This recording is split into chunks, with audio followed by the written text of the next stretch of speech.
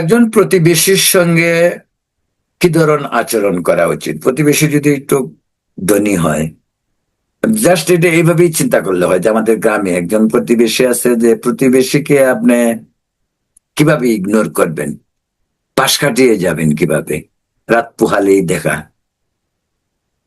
সুখে দুঃখে আনন্দ বেদনায় প্রতিবেশীর সঙ্গেই সংসার করতে হয় আমাদের। কিন্তু আমরা সারাদিন অনবরত ভারত বিরোধিতা করবার, ভারত আমাদেরকে চুমা দিবে, এটা আশা করা যায়? স্বাভাবিকভাবেই নয়। ভারত কে আমরা গালিগালাজ করবো সারাদিন, আর ভারত থেকে সব জিনিসপত্র আমরা আনবো, ভারতকে ব্যবসা বাণিজ্য, ভারতের বিদ্যুৎ আসতে হবে, পেঁয়াজ আসতে হবে, রসুন আসতে হবে, চিনি আসতে হবে, ডাল আসতে হবে, চাল আসতে হবে, সব ভারত থেকে আসতে হবে। কিন্তু ভারত ভালো না।